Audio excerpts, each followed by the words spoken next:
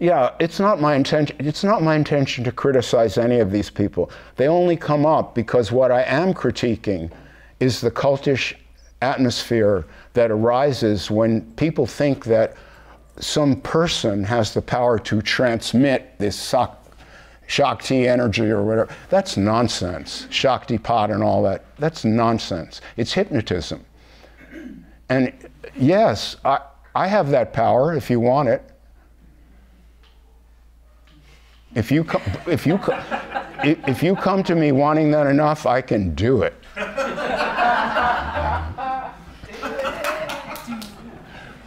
And it will be this is my point. It will be your wanting. It will be the projection of your energy onto me that enables this transaction to take place.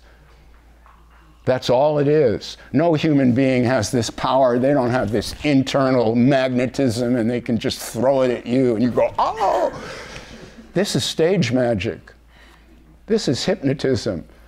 This is what these preachers do in these churches in the South. They come up, I'll heal you. And they go like this and someone has to catch the guy. Come on, come on. If you want that to happen to you badly enough, you'll faint and be caught. That preacher doesn't have the power of Jesus in him. This is so absurd. It's hard for me to believe that it's so popular. This is crazy. This is what I call magical thinking. And what I'm saying is, don't be hypnotized. Whatever you do, whatever you believe or disbelieve, that's fine. We all believe things.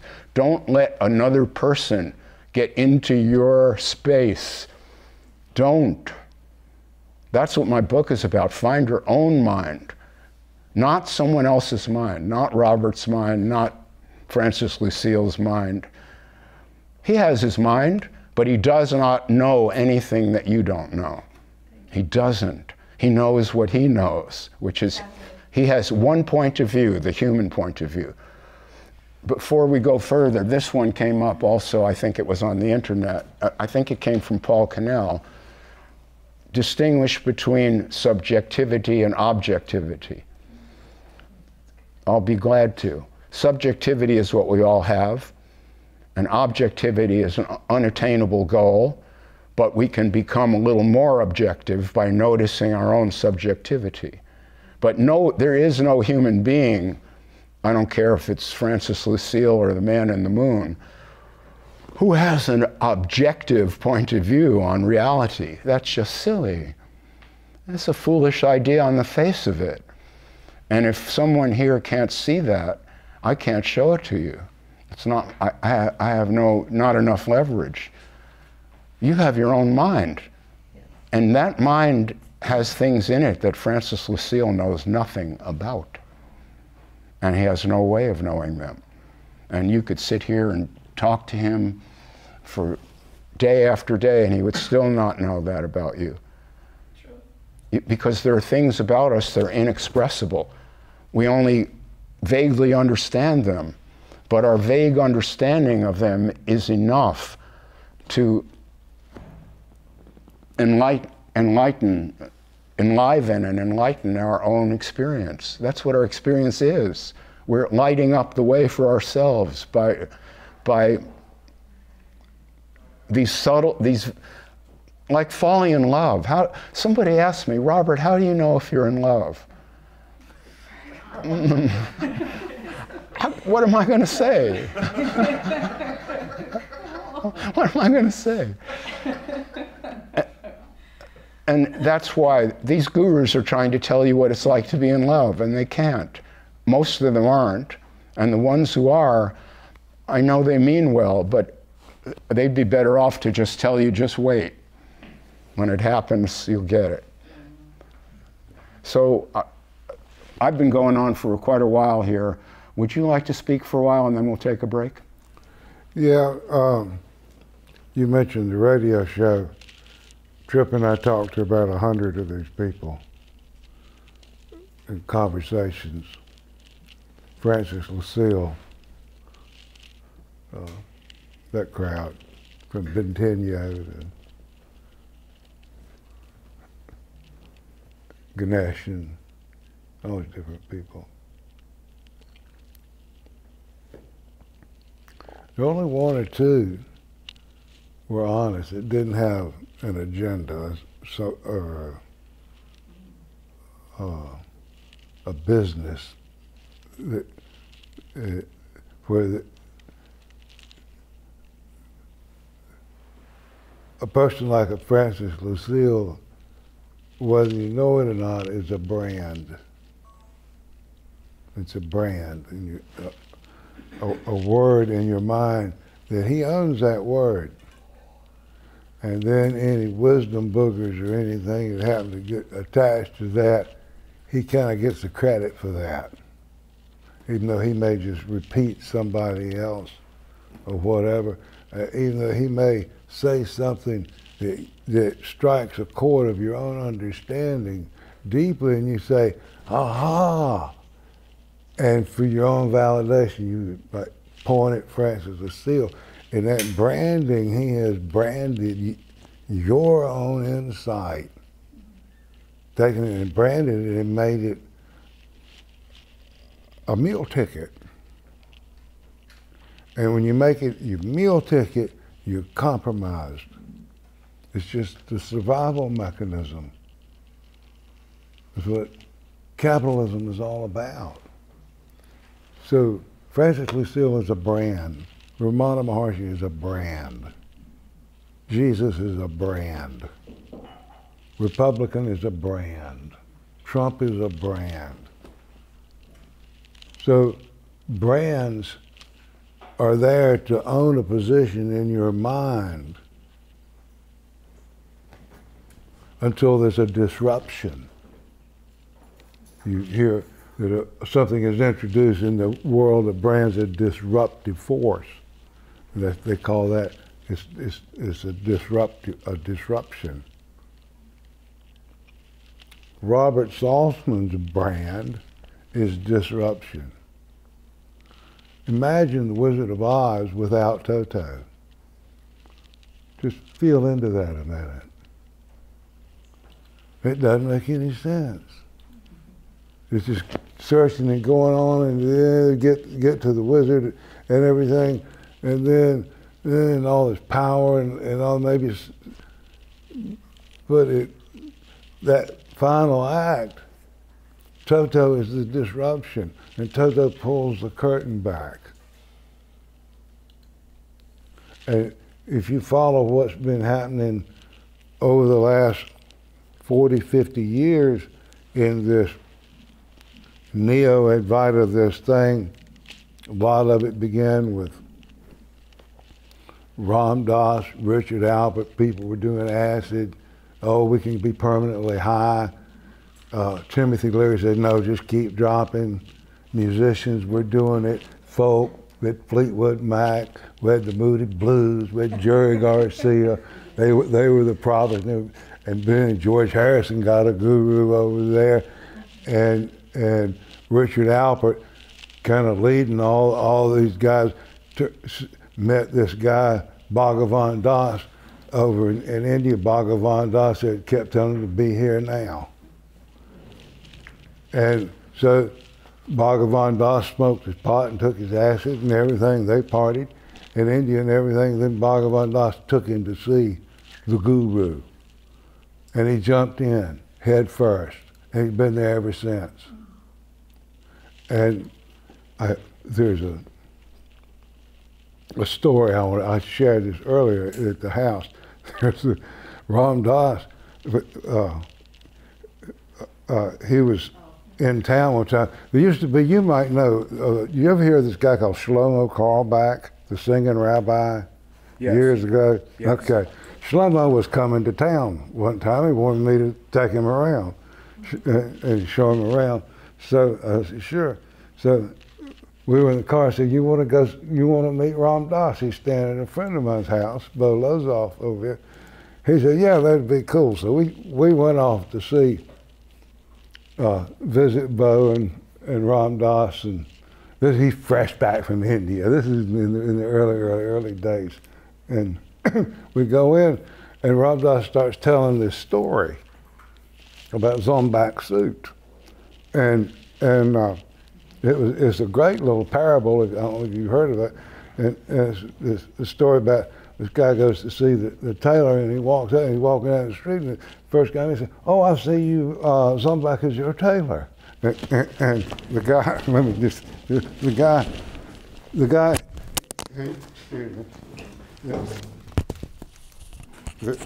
Yeah, hold it in your hand for now. Hold it in there. I gotta move it around.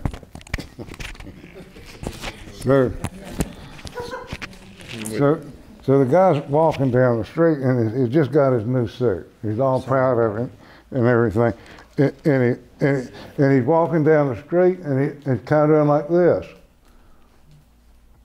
And the first one, so, "Oh, I see Zombak is your tailor." He said, "How did you know that?" I said, "We know Zombak the tailor." "Well, that's amazing. How can you say?" "Well, Zombak, when you go in there and you put on the suit, and if it looks like it doesn't fit, you're going to say, you know, if you just bent over a little bit, that wrinkle will fall out." And then he said, and that pant leg, it don't look. See, if you just kind of turn your foot like that and go, it'll get that out. And then if you kind of get over like that, it'll take that little fold out of the back and everything. And then he's walking around in his Zombak suit. And everybody who goes to see Zombak and Taylor walks out fucked up, crippled. And this was funny. This was really funny. So we all laughed and got the story. And so we had a lunch in there, and we talked and stuff.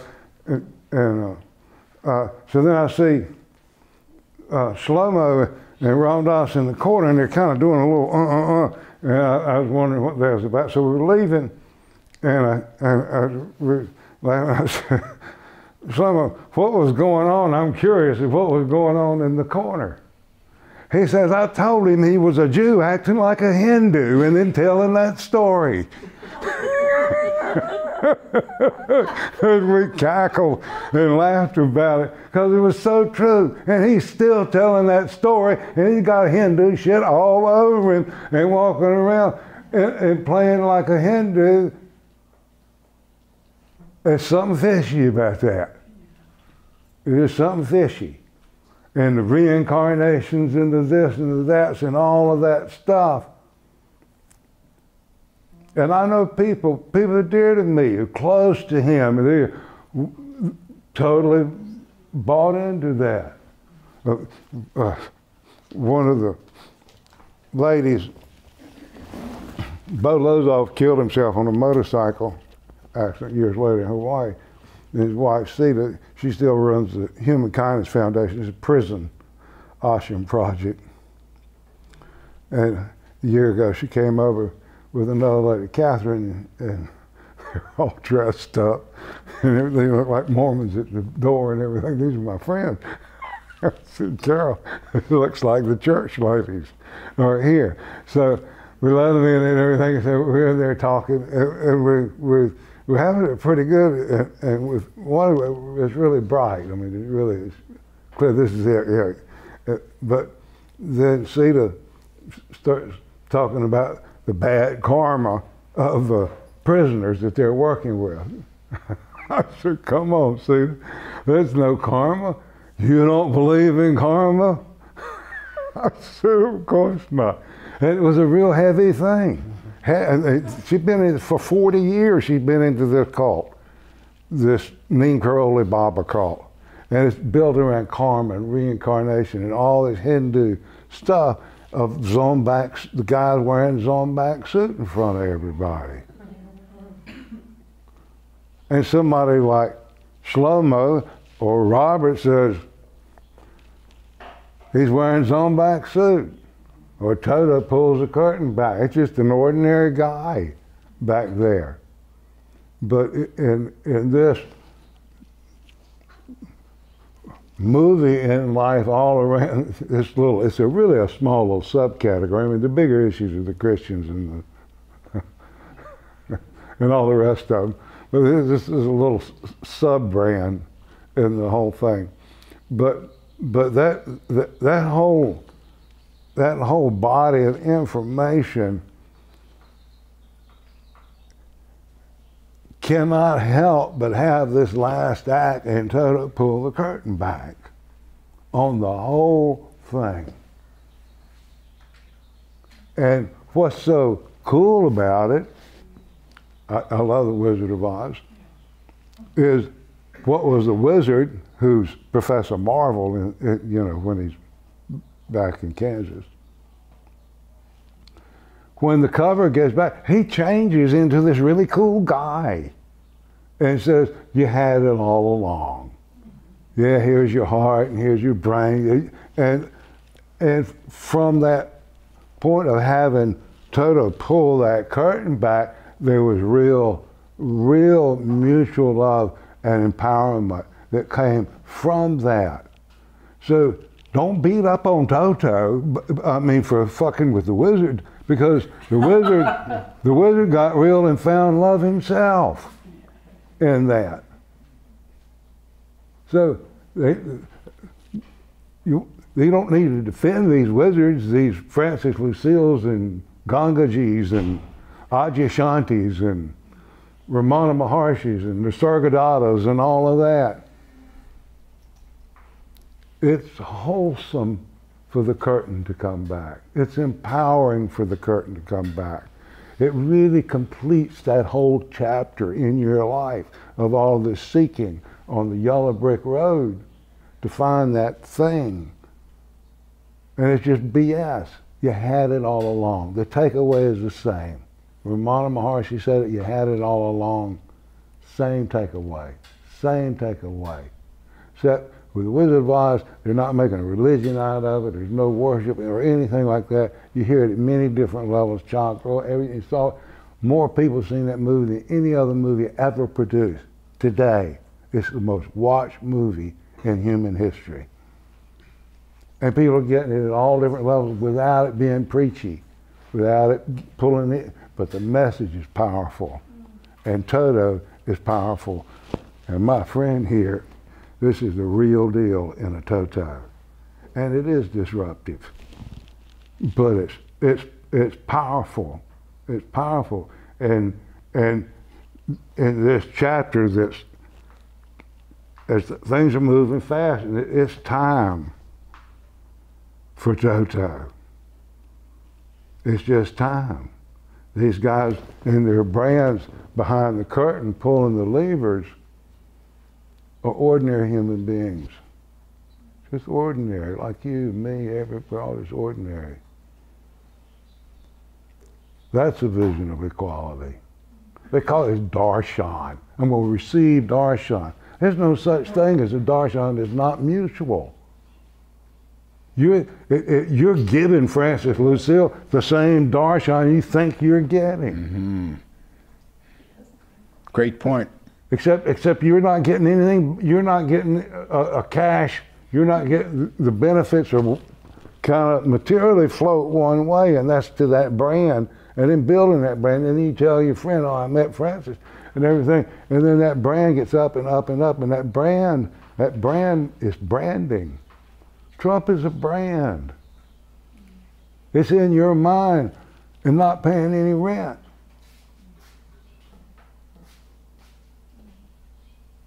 No different. No different. Muji, a brand. It's branded. Ramana Maharshi didn't have a name until Kavyakantha laid one on him. What's your name? I don't know that one. He never named himself that. Some yogi put it on him.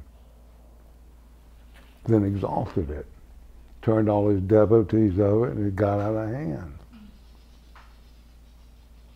Ordinary. Ramana Maharshi, an ordinary human being, just like you. Common sense. All that superstition and ideology. I talk about him. I just happened to been a lot revealed to me in that camp, but a lot of this new age stuff kind of goes back. He's kind of a central touchstone, whether it's Yogananda or Muktananda or Nityananda or Gangaji or Babaji, or, you know, they're all kind of tipping back to Ramana Maharshi. He never claimed to have a lineage, ever. Ever. These guys are ripping him off. All this lineage stuff is I mean, causation is systemic. Everything's happening together. There's no somebody pulling the strings to make it happen. So the real wisdom in the final act, in the searching and on the yellow brick road and everything, is from Toto. Not only for the seeker, but the teacher. So it's a win-win. If you look at the end of the Wizard of Oz, it's a win. It's a win-win for everybody. It's not putting anybody down. I told a story about Ramana Maharshi. I know some stuff that's a little heavier, and I shared some of it this morning at our home. It's shocking. Not to put him down, but to show that the tragedy of life and stuff that you can barely swallow is alive and well with those people too. That's now censored and taken out so that there's no Toto in the archives about the man, to make him a messiah for their meal ticket, their museum. They're great curators. Museum doing all of that, and got pictures of him, what he said as a teenager when he freaked out. He just had a panic attack. It wasn't no big deal. Panic attack, dropped out, ran away from home, stole his uncle's money. Doesn't sound too unusual. I knew a lot of people dropped out and ran away from home. And just said, fuck it. I mean, it's all right. I've dropped out one time. Not bad. So he just dropped out. Just like we would drop out. So, not a big deal. But it's just a brand. Dean Karoli, Ramana Maharshi, Yogananda, Gangaji, Muji, Papaji, they're all brands, just like brands of shoes. They own a place in your mind, and then that place in your mind means something, because you kind of agree with it's just common sense. It's being shared. Everything you do on aha, the aha is the real thing, not what got you to say aha, but the aha itself is the real. If you say aha, you didn't get it. Just some words were able to express your deeper insights that were wordless there to begin with when you read it, and then you give the credit to the words on the paper or the person who said it. If you didn't fully understand the aha, then that aha I'm going to give to that person over there, and he's going to rent it back to me, and then I got to bring him some more customers. That's what Toto, that's what Robert's calling attention to. Wake up. Hey, curtain the back. It's just, it's a show. It's a stagecraft. I got incredible respect for Robert, for speaking up. He's really smart. He's a smart guy. I mean, he's really, really, really smart. I mean, he backs his shit up with good stuff. And he's got an innocence. He's got an innocence like that little Toto puppy, that critter love innocence there. You can hear it in his voice. You can feel that innocence. It's real. That's cool stuff. Doesn't want to indoctrinate anyone. He just said, not this, not this, not this, till you see for yourself, so that it's a realization, not an indoctrination. That's powerful. That's really beautiful. without any clawback. No clawback of credit or I transmitted or no clawback whatsoever. Not hitting you up for anything. That's cool. You don't find that in these brands. They're all lacking the Toto part. You get a J. Krishnamurti who comes along and Toto's the same, and then they make J. Krishnamurti another wizard.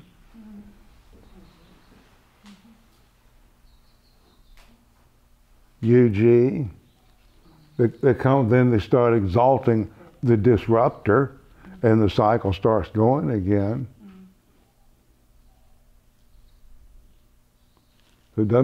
It's self-defeating to put the disruptor on a pedestal. Doesn't make any sense. So I say the names. Francis Lucille, yeah, I say it loud and clear. Mooji, yes. Ramana Maharshi, yes, you too. Neem Karoli Baba, yes, you too. All of it. They're rascals.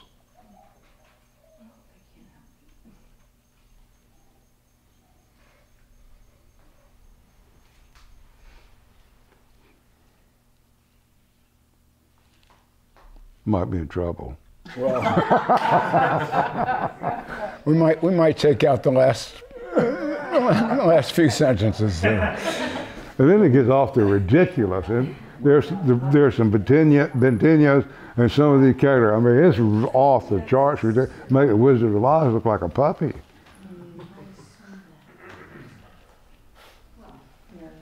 But when you're done with it all, it's relief. Not grief, it's relief. It maybe hurt a little bit for one you've had on a pedestal to get back to being an ordinary person. If you've held Ramana Maharshi up here and he's your guiding light and all of this stuff, it might be a little disappointment, but in that giveaway there's a dissolving of this